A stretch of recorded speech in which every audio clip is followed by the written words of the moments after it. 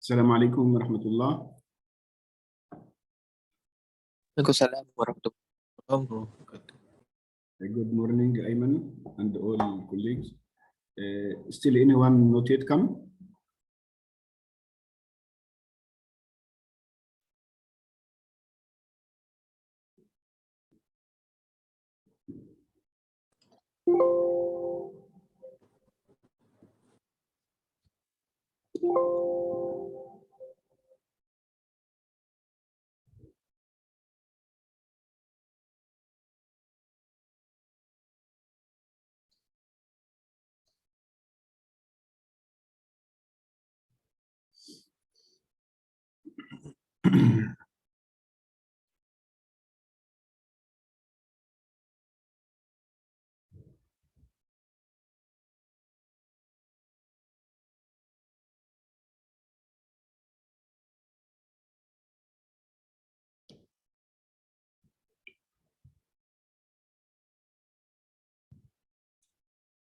Okay, let us start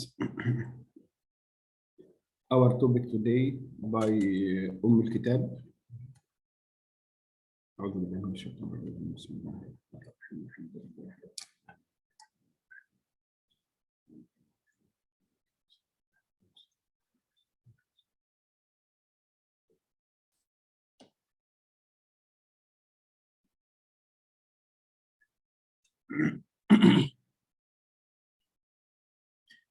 Today, our topic will be about the neonatal infection and sepsis. Okay, as you can see in this picture, the one up is a baby. In spite he looks a full term. Why we can say he is a full term?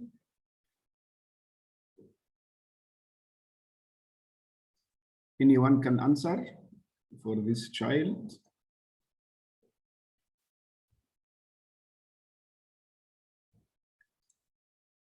You can comment by many ways. He is a term or full term. Number one, his size. Okay. Number two, his position. He is flexing his limbs. Okay. His skin looks mature skin because the preterm will have like gelatinous skin. You can see his nipple is well formed. If you look at the foot, we can see some creases. All this, beside genitalia and looking at the ear, is it folded or not, is a clue that this patient by rapid survey is a full term. But at the same time, you can find him, he need a lot of monitoring, pulse oximeter, chest lead, he need oxygen, like that, because of the sepsis is a life-threatening condition for the neonate. Very increase in mortality and morbidity. The one below is a very common, and not a very common, one of the common infection, which is the herpes simplex. Herpes simplex will appear as a vesicle. It must be differentiated from the erythema toxicum, which occur in the children, which is completely different. This one is a vesicle. Usually the mother have a history of herpes simplex like that. This one, if we didn't start on the spot the treatment, it can cause high mortality and high morbidity, more than 50%. So today we are speaking about a very important topic about the infection in neonate. As you know, the neonate is by definition is the first 28 days, 4 weeks or 1 month.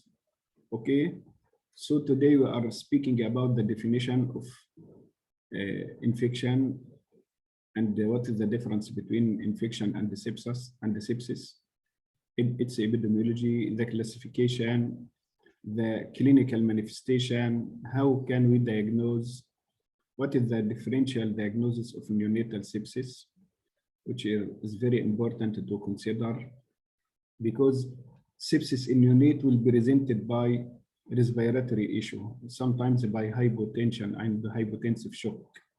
So it is very important to rule out primary respiratory or cardiovascular, even neurological symptoms. And lastly, and not least, is the inborn errors of metabolism. Okay, we are going to touch the pathogenesis and the treatment also. Okay, we need to concentrate in very important point, which is the HAI, healthcare associated infection, which is very important and one of the most common, which is increase in neonates more than 100% from others. Healthcare associated infection, and how can we prevent this? Because as you know, you are going to graduate, inshallah, soon, and your responsibility is to give benefits. You're not allowed to harm the patient. It is very simply, if you just examine one patient with infection, especially if aggressive organism like Pseudomonas or like that, and you are lazy to wash your hand or clean it optimally, and then you go to the patient beside him or the next patient, you can transfer the infection to him. That's why prevention of HAI or nosocomial infection is the most top important, for the sake of the patient, for sake of our honesty, for knowing what is our goal. Our goal is to give benefits, not to cause harm for any patient, please. Just very simple, to wash your hand as documented between patient and like that, and make sterilized. Any intervention must be under complete aseptic technique is the best way. You can see now the neonatal infection is mainly a bacterial infection in the blood. This is the neonatal sepsis, okay? It came to the blood. It can be early, I mean by early neonatal sepsis in the first 48 hours up to 72 hours. If after that we are calling it is late onset. What is the difference? We'll know. Usually the early onset, the source will be from the mother, from the mom. The most famous one and the most critical one is the maternal chorioamnionitis. But the second one, after third day, after 48 to 72 hours, usually it is acquired from the unit, which can be nosocomial infection, okay? The most important, as we speak, in the first months of life, but remember that the late onset sometimes can appear up to 90 days. So if you find the child behave abnormal infection in the first 3 months, you must go and collect the history again from the mother. It may be late neonatal sepsis. Okay, the early diagnosis is the most important point for the outcome. As you know, internationally, we are evaluating any neonatal unit by the mortality and the morbidity, the rate of mortality and the morbidity. So now we came to the definition, which is in sepsis is a clinical syndrome of systemic illness accompanied by bacteremia occurring in the first months of life, but late onset sepsis can occur a bit late. The risk factor for the early is the maternal risk factor, like maternal GBS, rupture membrane, chorioamnionitis is the most top. Healthcare associated infection or nosocomial infection is 100, you see, it is 100 common than the congenital infection. In ICU has the highest rate of it, at least 12% has one or more infection from the neonate. Many pathogens are developed during the infection, but the most critical one is the MDRO, multiple drug resistant organism. You must know this abbreviation, very important. MDRO, multiple drug resistant organism. This organism unfortunately can came because we are misusing the antibiotics. We are prescribing liberally the antibiotic. Yes, if you suspect the infection, you must start, but you must be able to say, I need to stop, because some people have the courage to start, by they are not have the courage to stop according to the protocols. You can see, sorry, this picture are very make us understand. Now, if you bring any organism to the blood vessel, which I brought it out from the baby for you, you can see this blood vessel will go directly to the systemic circulation, which can cause a disaster. It will cause septicemia directly in the blood. So please, if you are going to do any maneuver, even simple peripheral line, but the most important, if you are going for central line, you must be very cautious. You must do under complete aseptic technique. The epidemiology in Malaysia, we have the incidence between 5 to 10, okay, per 1,000. But in United States, it is around also. But remember that it is now evolving more. I think we need to follow up how much is the rate now. But remember that the untreated sepsis can cause up to 50% death. And I mean by untreated properly. If you are not getting the culture and try to pick the organism and make sure that the patient is not deteriorating, so you can escalate your treatment, it is 50% mortality, and the morbidity, especially meningitis, can occur in about 1/3. A black infant has an increased incidence of GBS disease and the late onset sepsis. This is just observation. Many factors in the medicine, it came from observation. Like this, we find it is increase in the black skin, and we can find it is more in the male boys, which can have a bad prognosis. Why the preterm specifically have a high incidence?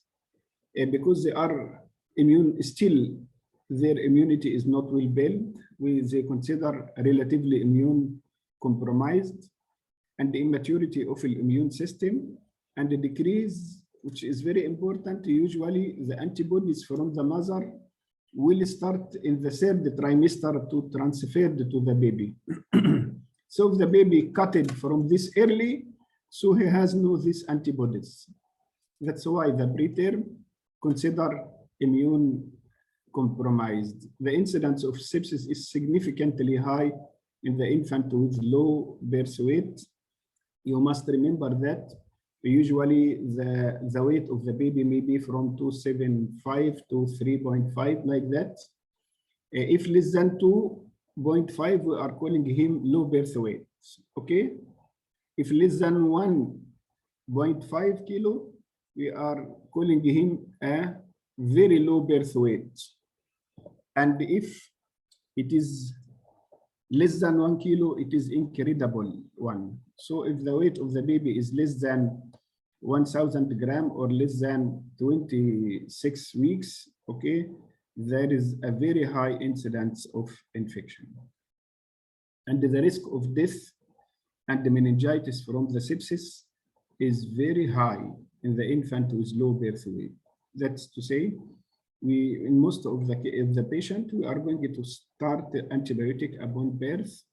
suppose there is infection, and to collect all infection parameters. And at that time, if we found no risk of sepsis and all investigation are good, we are going to stop antibiotics within 48 hours and see what is going. As I told you, a male is less lucky in ICU, has a high incidence of infection. This one will give you the neutralizing antibody present with the baby. Okay, you can see if the mother transferring, it will accompanied by the baby started to secrete. But if the baby delivered premature, you will not find any antibody coming to him, and he must depend on himself, which usually will build in the second half of the first year. That's why prematurity is a very challenging one. Now we need to clarify again what is the difference between early onset and late onset. As we speak, in the first 2 to 3 days, it is early onset. Okay, maternal and obstetric complications are the most common, very frequent with premature, and its manifestation usually multi-system. So the baby will not come like adult, he will come by respiratory distress and hypotension and feeding intolerance and decrease abnormality of the dextrose and the metabolic acidosis. So it is multi-system. Okay, but the late onset, which is not uncommon, okay, it can affect multi-system or come to an organ like pneumonia or meningitis. Other difference between the early onset and the late onset is that for the early onset, the most common organism is the GBS. I didn't prefer for a lot of abbreviation unless you are inside subspecialty like that, okay? Because it will be very difficult. So GBS is Group B Streptococcus. And not Guillain-Barré syndrome. That's why please don't use abbreviation very frequently unless you are very restricted to certain situation. Okay, GBS, which is group B beta hemolytic streptococci, but it can occur with another organism, but is more or less. Escherichia coli also is the next one. Listeria monocytogen, it will occur if the mother is dealing with a raw milk or meat or cats, like some can be affected, okay? But the late onset sepsis usually is the Cones and the staph. Cones is the coagulase. Coagulase negative. Staphylococcus. Yes, this is the most common organism in the late onset, but sometimes it can occur interchangeably, but this is the most common. So you must know the top is the GBS for the early onset, and the top is the cones. Remember that the multi-drug resistant, as I told you, can evolve in any unit if there is increase the use of antibiotic, which is very critical. Okay. This is the early onset sepsis. Again, the GBS, before it was called as Streptococcus. It is the most common organism. It is gram-positive, encapsulated, and it have amino serotypes. The most common is serotype 3 in the neonates. It is already colonized in the gastrointestinal and the genital tract of the mother. The infant can get signs of, as I told you, multi-system. Respiratory, cardiovascular instability, meningitis, shock, this, hyperglycemia, metabolic acidosis, all this. Escherichia coli is a gram-negative rod. It is also colonized in the maternal urogenital and GIT. It is the second most cause of neonatal sepsis in term, and the most common in very low birth weights. Okay, neonatal sepsis and meningitis can cause meningitis, very important, and thrombocytopenia and the death in the first day of life. That's why sometimes the neonatal sepsis before affecting, usually there will be increase in the white count with infection, but sometimes the thrombocytopenia will appear even before the changes in the white count. So remember, that's why when we are going to start the first line antibiotic in the NICU, usually we are using either ampicillin or C-pen plus gentamicin. So we are covering now the GBS and the E. coli. Okay, it is very important. We must start by this combination. We are not starting by single antibiotics. Listeria monocytogenes, okay, it is in the pregnant woman. Okay, as you know, this is anaerobic, also gram-positive bacteria. In the pregnant woman, 17% higher risk of spontaneous abortion and stillbirth. So if you hear about the mother, she has a spontaneous abortion and they rule out some other causes like systemic lupus and like that, so you must be considering the listeria. It can cause RDS, sepsis, meningitis, okay, some rashes, okay, higher risk of the mother consuming raw milk. So remember this, if she is consuming raw milk and pasteurized milk product, it can cause meconium aspiration syndrome in the preterm. Usually MAS, which is meconium aspiration, it occurs in post-date. Just remember that the baby already stay in the tummy more than 41 weeks, so he started to void because the stresses, he can pass meconium. Before that, it is not common unless it occur. Usually it occur with listeriosis. That's why we can choose ampicillin is better than C-pen. Okay, the best drug for it is the ampicillin. This regarding the early onset, which occur in the first 48 to 72 hours. The late onset one, it will occur usually, as I told you, is the cones. The cones, it is about 22 to 55% of the late onset. Okay, especially in very low birth weight. Staph aureus is less, about 8%. Colonized human skin, you must know where is the colonization before we speak about the gut and the urinary tract. This one is colonization in the skin and the mucous membrane. That's why it is easy to come if you didn't wash your hands, especially very important. Okay, formation of biofilm. This is a very important character of the cones and some organisms. They are making a biofilm protect the bacteria from the antibiotics penetration, and it help to evade the immune system.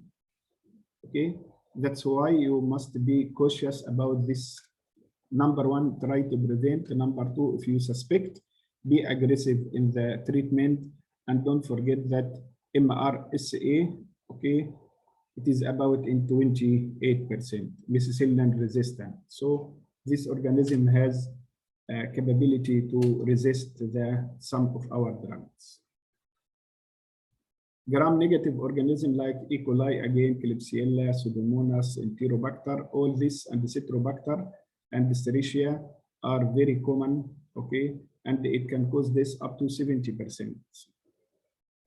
How it come? Again and again, I am informing you, it comes from your hands, from the hand of the healthcare worker. If they are colonized in the GIT and contaminated, even the TBN, the IV fluid, the catheter, which you are using. Pseudomonas has the highest mortality. Citrobacter can cause brain abscess. So you see, if you didn't just wash your hand properly, and I used it to tell all of you, sorry, I am not comparing by Ibadah. I know our Ibadah for Salah. You must wash your hand and face and leg and hair like that. Also, Allah, He is the one who ordered us to wash our hands before touching any patient and after touching him. So this is the same concept. to be accepted by Allah, you must go through this, because Allah said, فَاسْأَلُوا أَهْلَ الذِّكْرِ إِن كُنتُمْ لَا تَعْلَمُونَ. Please consider this like ibadah. When you are washing your hand, don't say, oh, it is pouring, let us go. No, remember that this is the protecting from infection, which can cause up to 70% death, because you are not keen to wash your hand in the optimum way. Of course, Candida is the third leading cause of late onset. Okay, sepsis is the Candida. We said that can be Crohn's, can be the gram-negative, but also can be Candida. Candida, it occurs more on the low birth weight, okay? And if we are using a broad spectrum antibiotic for longer time, and the lack of feeding. That's why our practice now is we are trying to give prophylactic for the very low birth weight, especially if we are using the broad spectrum for a longer time. And remember, if there is lack of an enteral feeding, so you must start feeding very early, even in the first or second day for extreme preterm, even a small amount, to prevent the bad colonization, to help the colonization of the normal flora. Okay, Candida albicans or non-albicans are very common, and it can cause high mortality, and the most important, high neurodevelopmental delay. So the child will come with cerebral palsy with time. So take care about this one. Also, it is one of the healthcare associated infection. So just to this one, just to revise the early onset, okay, in the first 2 to 3 days, usually GPS. The clue for that is the maternal chorioamnitis, premature rupture of membrane or prolonged rupture of membrane, maternal urinary tract infection, multiple pregnancies, preterm delivery, and previous infection. For the late onset, okay, it is the cause is the breakdown of the natural barrier. You are going to break the skin 1,000 times with prolonged catheter use and the invasive procedure like intubation and other necrotizing enterocolitis with inflammation of the intestine are very common. Prolonged use of antibiotic and even H2 receptor blocker like proton pump inhibitor for a long use can decrease the acidity of the gut, which has a role also in killing the organism. Okay. Remember that the prematurity it is accompanied by decreased passage of the maternal immunoglobulins. It will affect the immune function. How this infection can come? It is either transplacental. It can go through transplacental. That's why we are very, very, very cautious if the patient has chorioamnitis. I mean, there is amniotic fluid and placenta. Can be viral or bacterial. Viral is more common. And remember the torches, okay, which toxoplasma, rubella, cytomegalo, like that. It is a congenital infection, but it is a very dangerous. If you suspect it, you must do the test and try to start the treatment as early as you can before 3 weeks. Okay, there is vertical. The vertical one is the bacteria is higher than the virus. Okay, the most common is GBS and the E. coli, then Listeria, then another organism. Okay, the horizontal, okay, which is the nosocomial infection and the other like Klebsiella and the like that. So it is very important to know the route. Is it coming transplacental? Is it coming vertical or horizontal? This will, you must ask yourself how this baby usually got the infection. This is illustration how is the viral infection can come if intrauterine. How many viral infection can be suspected? It is very important. In the other hand, other organism which can go through the genital tract of the mother, okay, ascending infection or infection during the delivery can be also viral or bacterial, as we speak before, group A, beta hemolytic streptococci, GBS, and Escherichia coli, and chlamydia, hemophilus, a lot of organisms. All this give you an idea how is the baby can be threatened. The infection can come from placenta, from vertical or transverse, or even from the urinary tract, even from the GIT. All this can lead to this sepsis. Now the organisms are able to go inside the blood vessel, and this blood vessel, as you know, especially if it is central line, is go directly to the heart and the circulation, and it will go everywhere. That is why we can find the clinical manifestation of the sepsis. Usually it is non-specific. I mean, the child or the baby started to behave abnormal. He is not active, he is lethargic, he refused to feeding, his skin is motile, he started to get hypotension. If you didn't notice this early, he will be presented by severe signs like meningitis, pneumonia, bacteremia, UTI. Even the organism can go for the bone and causing osteomyelitis. Congenital infection usually will be presented by rash, hepatosplenomegaly. The eye, you can find like white red reflex, okay, hearing affection, cardiovascular, IUGR. For all this is a non-specific signs for infection, but if you wait, it will appear in different system. Another presentation is this view. What you can see here, anyone can comment?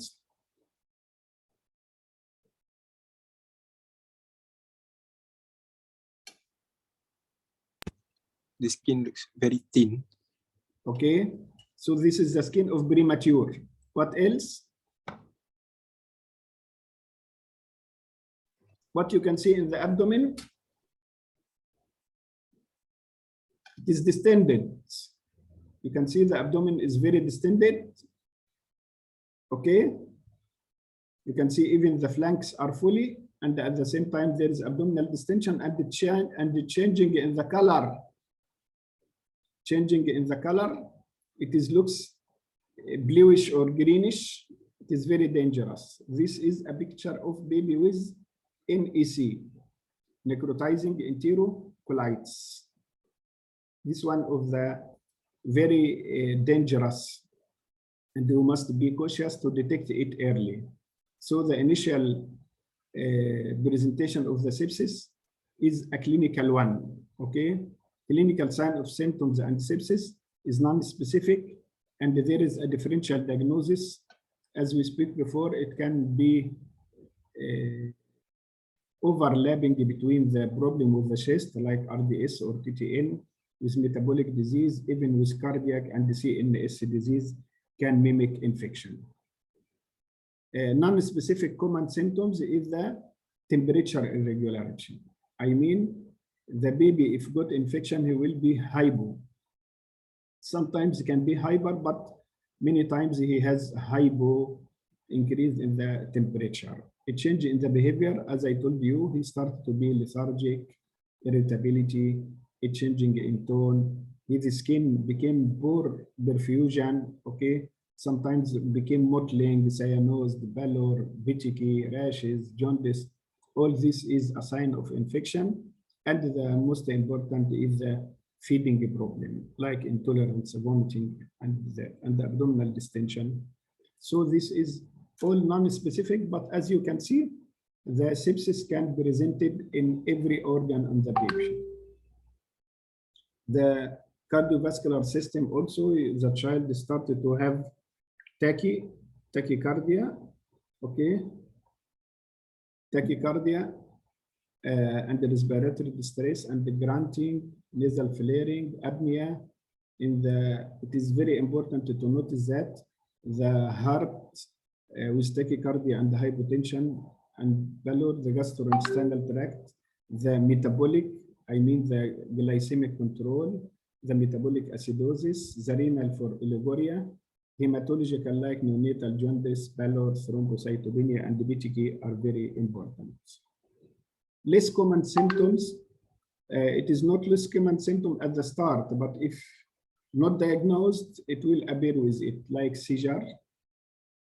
It means the infection usually either have severe metabolic acidosis and hypoglycemia, or it can be meningitis, DIC, disseminated intravascular coagulation, BTK, hepatosplenomegaly, jaundice, meningitis. Symptom in the neonate usually come with irritability, lethargy, and poor response, and hypotonia, all this. So please, this is a less common in the start, but if you didn't diagnose, you will see it. So take care about DIC, about CNS, about skin manifestation, about liver and spleen and jaundice. So now this is the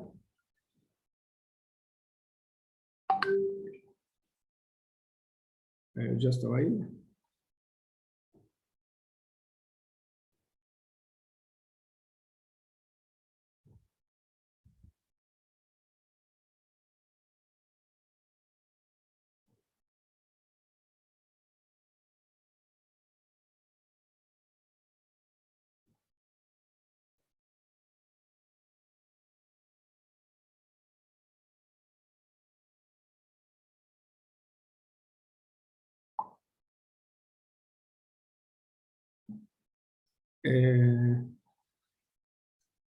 This is also repeat what is the different infection, which is the congenital infection, the perinatal infection, the postnatal infection, and remember that everyone can affect different organs.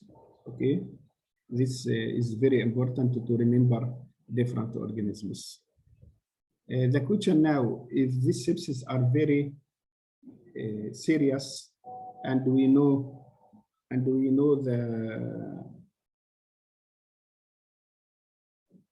the clinical symptoms.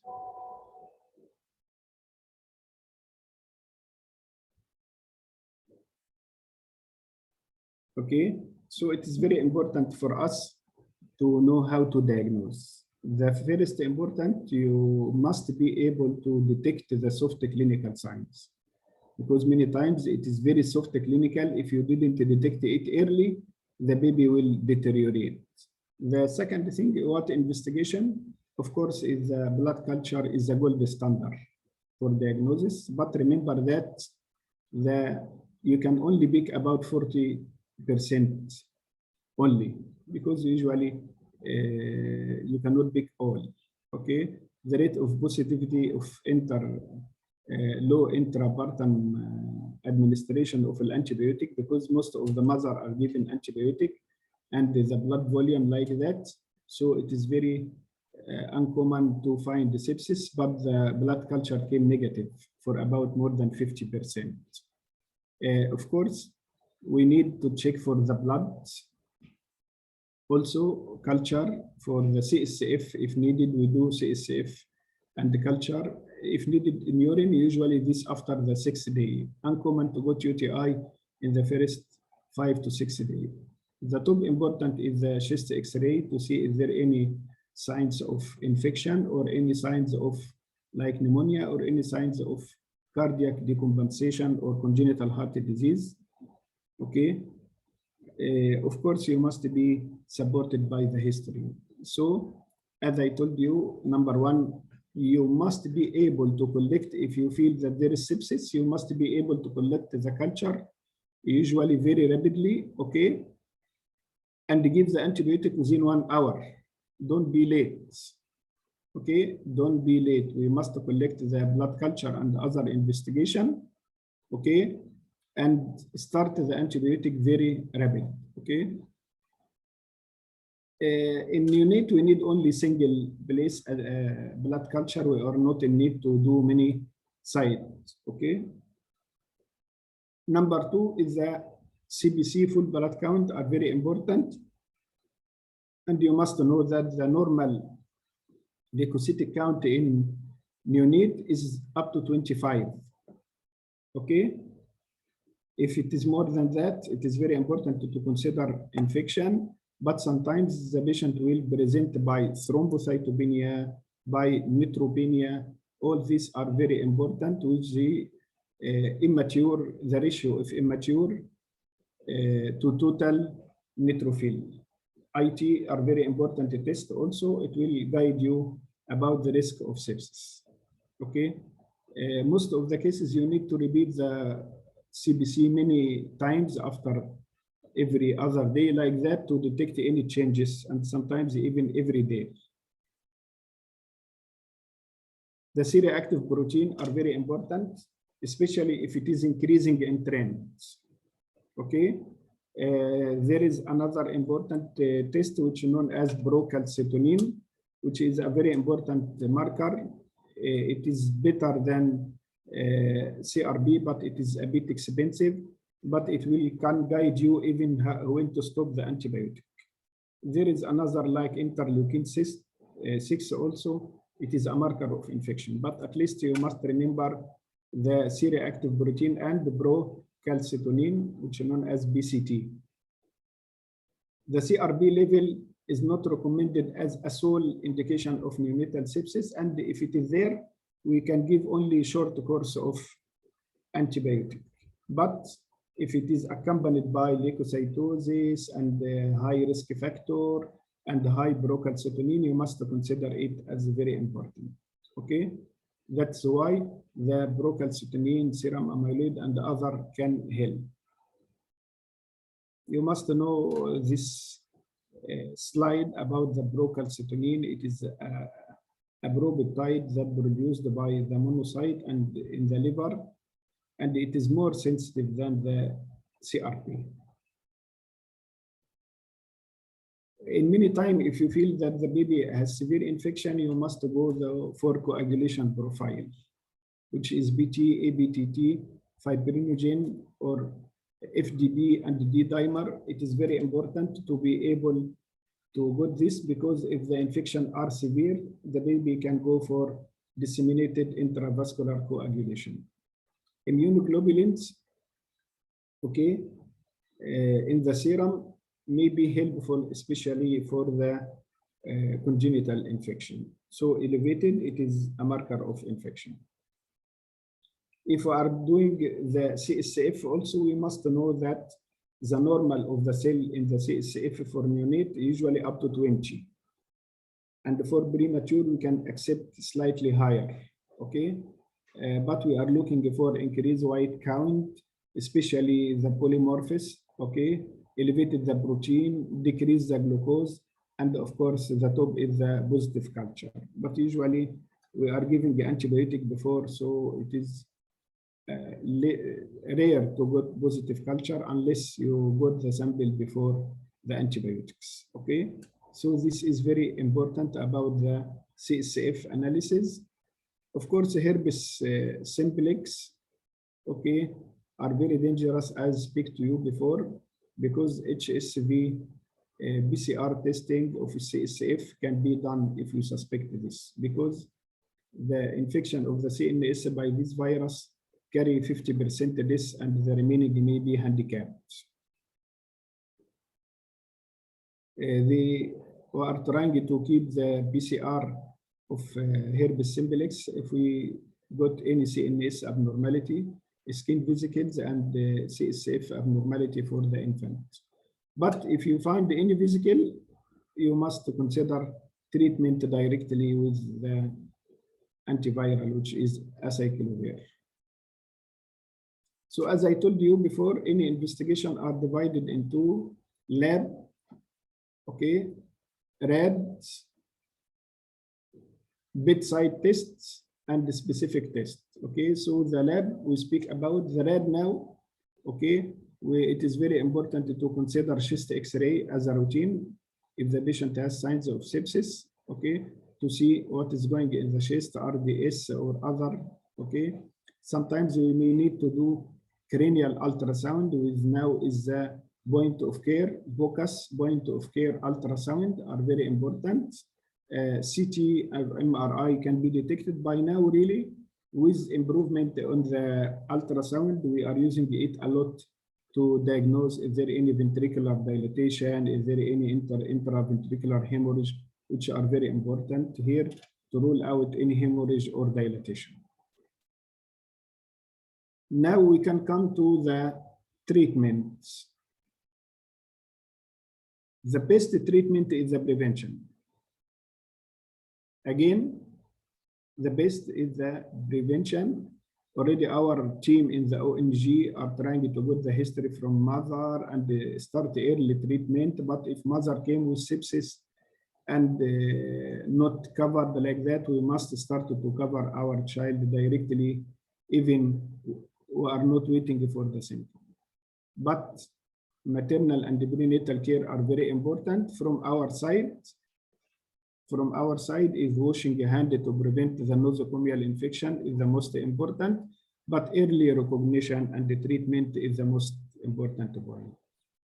How we are decrease the infection from our side is hand washing, proper management of central catheter, and alcohol-based product for the hand hygiene, which is the hand rub.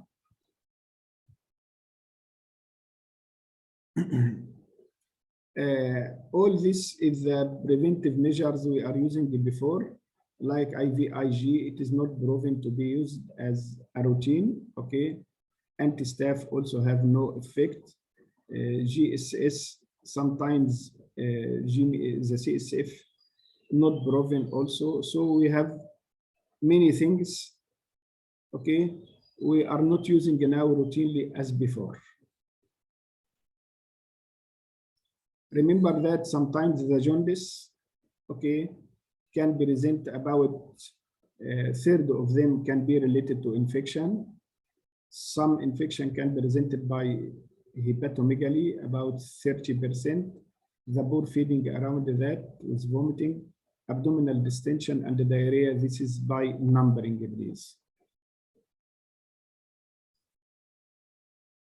Yeah, it is. We must consider that the fluconazole is efficacious in the prevention of candida in the very labor sweet infant with no neurological development outcome, fluconazole resistant strain. It is very important to even start prophylactic if you are covering by antibiotic for a longer time. The management, as I told you, if we suspect neonatal sepsis, treatment should be started immediately and started after rapid collection of the sample. Maximum within 1 hour, we must start antibiotic, and you must get monitoring for the cardiovascular by ECG lead and pulse oximeter, and you must give support to the cardiovascular if the patient has acidosis, if he needs fluids. Okay, you must stop the oral and try to give him intravenous nutrition, either IV fluid or the better to be TPN. The blood product transfusion if the patient has severe anemia or thrombocytopenia. Okay, all this is the lines of management, and the most important is the judicious use of antibiotic. If you are using indiscriminating the antibiotics, you will get multi-drug resistant organism. Okay, disseminated fungal, necrotizing enterocolitis, vancomycin resistant enterococci, which is one of the very bad to be met, beta-lactamase producing organism, all this. So we are now established in the every unit either CPEN and Genta as empiric treatment for suspected sepsis. Okay, ampicillin resistant E. coli can be present, but we didn't prefer to go for third generation until we suspect it, because they said cephalosporin can cause a lot of resistance. Okay, vancomycin must be started in a very low birth weight infant for a risk of CONS. Amphotericin B, which is antifungal, it is the drug of choice, either ampho or fluconazole. It is the drug of choice. Newer antifungal is present, okay, but it is a bit expensive. Okay. So this is the principle of using any antibiotic in neonate. You must start empiric initiation of the antibiotic used when the infection are suspected, and discontinue when we are able to rule out the infection. Okay, we can switch the antibiotic based on the susceptibility. If the culture came and give me organism, so I must stop this antibiotic and go for the culture and sensitivity. Okay, with a narrow spectrum. How much is the duration? It is very important to speak about that here. The early onset sepsis without meningitis, proven early onset, it must be about 10 days. Late onset sepsis without meningitis, because most of these are aggressive organisms, you can be up to 14 days. Meningitis with early or late onset, it must be from 14 to 21 days. The gram-negative road meningitis must be 3 weeks. So the time now, if we have a culture positive, is from 10 days to 21 days, unless the baby got osteomyelitis, so we will go even for 6 weeks. Osteomyelitis alone needs 6 weeks to 2 months. So if it is just early onset without meningitis, it is 10 days.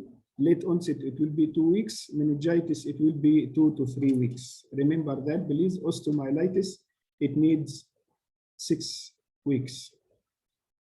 Again and again and again, remember that the healthcare acquire the infection, okay, is 100% common than the congenital infection, and the NICU has the highest rate of this infection. At least 12% had one or more infection in the neonate, and many pathogens are developing drug resistance, MDRO. There is a lot of congenital disease. I spoke to you, torch screen, but this is an important trick from our pediatric protocol because the congenital sepsis, the rate of transmission is up. 90% of the mother has untreated primary or secondary syphilis. Infection can happen anytime during the pregnancy. You see, the transmission rate is 90%. Clinically asymptomatic in more than 50%, but the patient can go to hepatomegaly is the most common signs. Skeletal, otitis media, peritonitis, lymphadenitis, all this rashes is highly contiguous. Take care. So the diagnosis, we are giving the non-tribonormal RRR and Vidral is the best screening. If there is full forward rise in the infant compared to the mother, okay, it is suggesting infection. I mean, if the mother is only very low and the baby is more than 4 folds, so it means that this is infection. Tribinoma specific test, TBI, FTA, ABS, all this, if positive, soon maintain for life, no related to the disease activity. So this is the difference between some of the infection. The management, it is up to 14 days, aqueous penicillin G or brocaine penicillin. So the penicillin is the top one. So please, you must go the maternal history. Usually the ONG will go that, but sometimes you need to double check, especially if the mother came on delivery and she has a pain. And sometimes when she asked, no, where is your booklet at home, like that, because she is rushing. So you must ask again if you suspect congenital sepsis, because it is very traumatic. Again, this is the difference between infection and the sepsis. This one, who can diagnose this one? The baby to the left. Another. Candidiasis. Ayman, let another chair, please. Are you alone? I need the other. And all of you must open your camera to put photo together at the end. Who can answer for this child? What you can see? Coated tongue. whitish coated tongue, so possible candidiasis fraction. Okay, so what else you can see inside the mouse? Oral ulcers could be syphilis as well. No, it is not oral ulcer. It is the same. You are diagnosing this candida if you find stars around. Even in the groin area, you will find the scattered stars around this. This is the diagnostic of tubercle candida. So this is just infection, okay? But if you can come to the next one, this is the upper right. What you can see, another one other than Murad.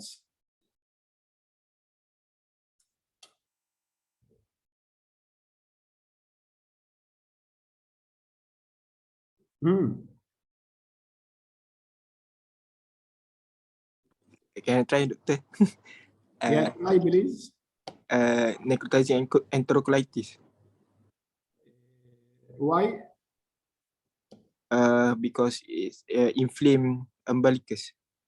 Can you see the screen now? No. No. Yeah. Let me share it again for you. Okay, no issue. What we said about the other one, usually there is abdominal distension. In NEC, we have abdominal distension. We have it changing the color to be blue or green. But this one is very umbilical erythema. Yes. What about phthalitis, Doctor? Yes, this is a very umbilical redness. If you leave it, it will be phthalitis. So this is a very dangerous. Still, it is tubercle infection, but the issue here is that the UVC and the UEC is here. So if you got infection, the organism can go through the vessel into the liver and into the blood. So it is very dangerous if you found this very umbilical redness, even not starting to be phthalitis, you must run directly and admit for IV antibiotic for anti-staph for about 5 days. Okay, this one, as we spoke before, this is the physical of herpes simplex. That's why our staff is not delivering any mother with herpes simplex in the genitalia vaginally, because high percentages to got it and high percentages to got herpes simplex encephalitis.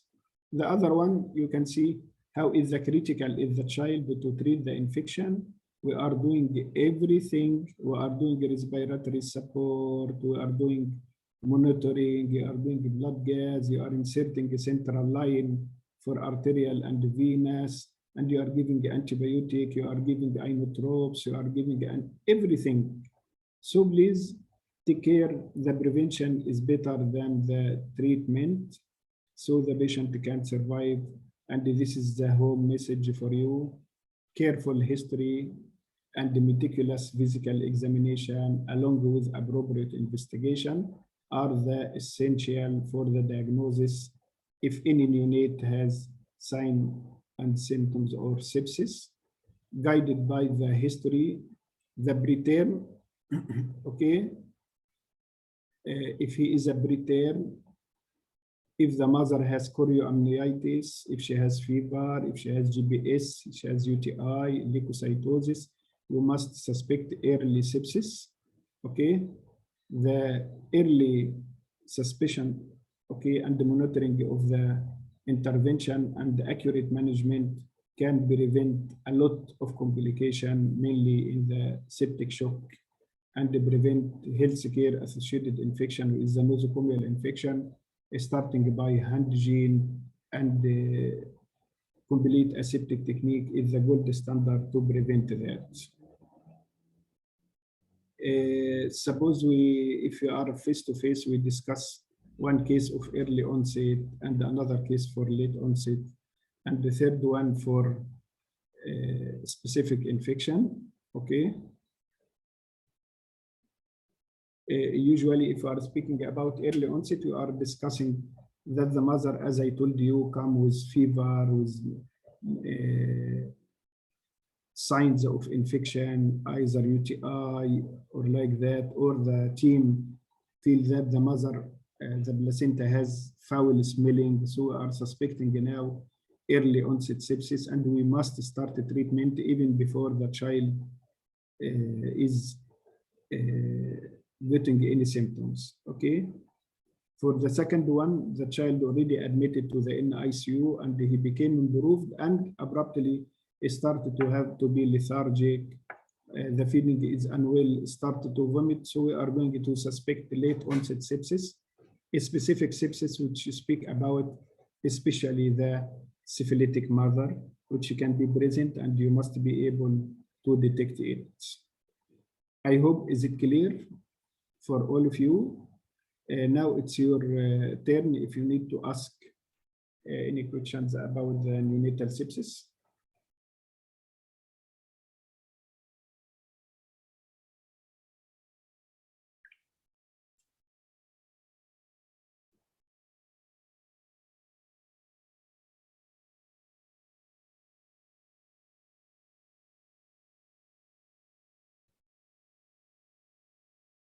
You don't have any question now? Doctor, Mhm. I'm sorry, I have one question. Out of curiosity, is it possible that the baby has sepsis during intrapartum instead before the baby giving birth? How do we know that the baby is having sepsis? Again, can you repeat, please? How do we know that the baby is having sepsis intrapartumly? Means that the baby is still inside the mom's womb.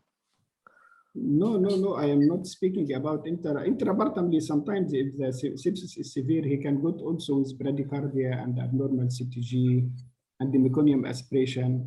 All this sometimes can be a signs of catching infection inside. But usually we are assessing the patient once delivered, okay, to see. Usually he will be presented by respiratory distress, will be presented by hypoglycemia, hypotension, as I told you, feeding intolerance, metabolic acidosis.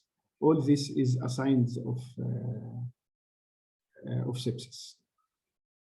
Okay, thank you, doctor. Prof, we've mentioned actually, I think all our classification is based on early onset and late onset. How about in terms of management? Are they quite different in terms of management as well? What we said, there is different organism, okay? That's why for the early onset, usually we are starting by C-benzenta. For the late onset, usually we are upgrading it to like tazocine, amikacin.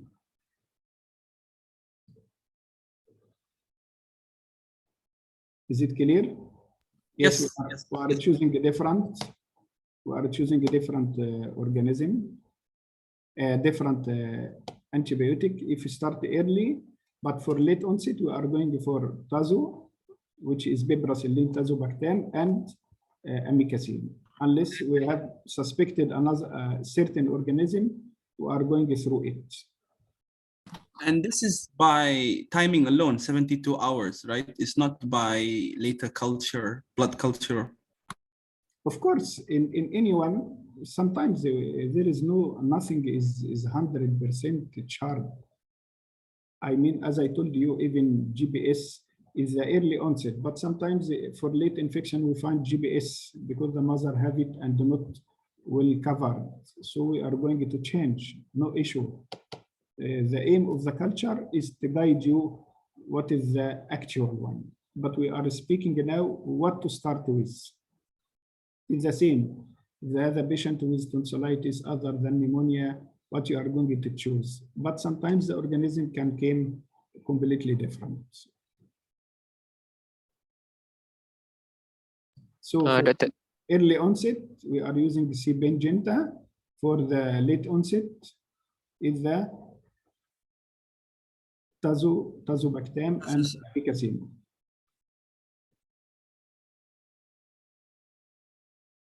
Doctor, I have one more question. How about recurrent sepsis, doctor? How do we treat recurrent sepsis?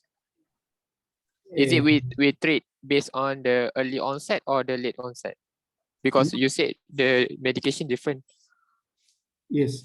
If usually we have different view for that, it is community acquired or hospital acquired. Because as you know, the hospital acquired is more dangerous because we have a lot of organisms can be multi-drug resistant. If it is acquired from the hospital, usually, as I told you, we are going to, we have the second line, which is tazoamica. After that, we can even upgrade to imipenem or meropenem and vancomycin. We have another third line according to the seriousness of the case. Initial inflammatory marker, which is the full blood count CRP, which will come within a short time. Okay, we can upgrade. But in neonate, if we find the baby is deteriorating rapidly, we are start in the highest level and then we can decrease. Can everyone open his video? And now we are 23 candidates only? Or you are sharing a computer together?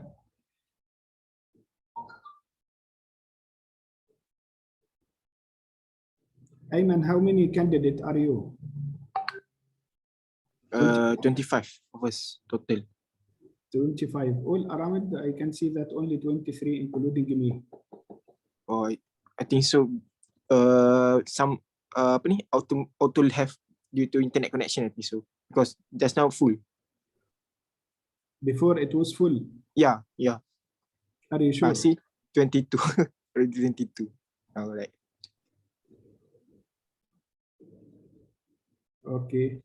Even if they have if they have internet connection, they can open without video.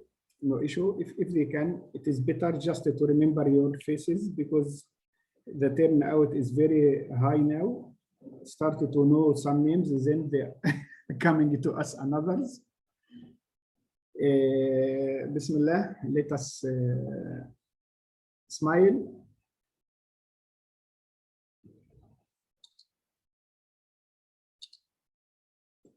So I think I give you two important topics yesterday about the NRB, the importance of resuscitation of the neonatal, which is applied for the 28 days also, up to 1 month. This one is restricted for this age. Today, I spoke to you about the most common challenging in the neonate is the neonatal infection. And many neonatologists said if you are not able to smell the infection, the child can be missed. So I mean early detection, either by clinical signs, okay, or others are the very, very important one. History, if there any suspicious, and then soft clinical signs, the patient became a bit lethargic, feeding is unwell, the skin start. If you missed it, after sometimes the child got hypotension, and as you know, the shock is two types. Remember this in all your medical practice. The shock is two types: compensated and decompensated. What is the difference? The compensate, the system can preserve back its normal function. However, decompensated, it fails to turn back to normal. So still now in the brain, I need to come to the patient. It will be hypotension, it will be bradycardia. Yes. So when I come to the patient, yes, I know that compensated and decompensated theoretically means that. But now I must come. So if I found the baseline of the baby blood heart rate is 140 and I found him 160, 180. So I must be very cautious. If I found the blood pressure was normal and started to drop, what does it mean? Maybe the patient, because the organism sometimes is more aggressive for the baby. So I must ask myself, is it the infection or other cause? It may be the child has anemia, so the heart rate became high, but why the blood pressure dropped like that? So if I left the baby to be transferred, it is not only neonate, even the pediatric. If I left him like patient with severe dehydration, if I left him, he started to be tachycardiac and the metabolic acidosis, and then the blood pressure started to to be dropping, and I said, no problem, just give him ORS, try to give fluid, mom, and he's getting fluid and vomiting, so he can go for uncompensated shock. Do you mean what is the meaning of uncompensated? At certain point, whatever you did, the patient will not respond. It will be looks like end stage. That's why in some critical cases, like the patient with cholera, you suspect, alhamdulillah, we don't have, but still appear in some parts after these wars and this politics in some areas. If you didn't start a big 2 lines of IV fluid, the patient will die. That's why your clinical suspicious, number 1, if the patient looks like septic or not. Number 2, the patient is deteriorating or not, because you will start with the patient, his breathing is shallow, and he is sometimes respiratory distress and started to be tachypneic, and you mustn't wait until full picture. At that point, at some point, you will find the patient is uncompensated. You cannot do anything. You only have tears to cry. No, it is not like that, please. Okay, so early detection, be able to smell the infection, not, I mean the smell. Of course, if there is some infection has a smell, anyone knows which smell? Like Pseudomonas and other organisms. Yeah, you must write smelly microbes. You can just write this set in your hand must be used for benefit, not for only recreation and checkup and like that. If you write now, what is the odorous organism? Okay, it is very important. Even there is inborn errors of metabolism. Babies, they have a certain odor. If you smell the diaper, you have certain odor, nipple syrup, urine disease, and the other, it can guide you to the diagnosis. That's why the medicine you must start to put software in your mind and try to increase its capacity every day, so you are able to process it, to think. Because if the brain has no idea, the eye will not see. Today we spoke about infection, but we said the differential diagnosis can be inborn errors of metabolism. The infection can be cardiac. The infection can be respiratory issue. The infection like that. So you must be able to work with the art of differential diagnosis. Please, for neonate, if you suspect sepsis, you must start by, even for any pediatric or medicine or whatever, you must go the art of differential diagnosis. If you see one patient, you must ask yourself, what can be the differential diagnosis? Even if you are coming to nearly more than 90% diagnosis that this is like that, what can be the differential diagnosis? And even when you come to the diagnosis, you need to ask yourself, what is the diagnosis inside the diagnosis? I mean, is it early onset or late onset? Is it compensated or compensated? This patient has nephrotic syndrome. Is it primary or secondary? He is a frequent relapse or not frequent relapse. He is steroid resistant or steroid dependent, because it is not good for you. You are in the 5th year and still asking, what is the diagnosis? Nephrotic syndrome. Alhamdulillah, I'm very happy. Anything else you need to tell me? No, he is different. How many times he got? He relapsed for 5 times. So what is the diagnosis now? Oh, it is frequent relapsing nephrotic syndrome. What about his treatment? He is resistant to steroid. Oh, okay. Why you are getting it piece by piece? You must be able to say this is frequent relapse in nephrotic syndrome or steroid dependent or resistant, like that. So you must be able to formulate even the diagnosis itself. At year 5, you must do like that. What is the benefit to tell me he is a dengue fever? If you are not able to tell me at which phase, okay, and is it with simple dengue or with warming sign or complicated? You are still able from the history to answer all this. So please try to come to the full diagnosis and also think about the differential diagnosis for any patient. This is the best way to be safe and the competent physician. Hope inshallah see all of you in the best. And see you inshallah soon in the clinical practice. Okay, if you have anything, especially my mentor-mentee group will coming to contact me or do one group together if you need to ask anything. I'm advising all of you also to concentrate on how to exam and what is the flow for every system. So during the examination, you are concentrating not about what is the next step. No, you are asking yourself what is the positive find in this step. Did you understand me? If I am now examining the palpation and I'm thinking after that what I need to do, or I need to do inspection, auscultation, I will miss the concentration. So during everyone try to concentrate what is the positive findings, because you know already the flow. So you must know the flow of your automatically do it while even sleep. Even you need to practice it in a normal, in the abnormal patient. So you are able to pick the vital, findings, please. Okay. See you. Assalamu alaikum wa rahmatullah. Inshallah. Waalaikumsalam. Thank you very much, Dr. Mossad. You are welcome. Thank you, Doctor. Thank you very much. Assalamu alaikum. Okay,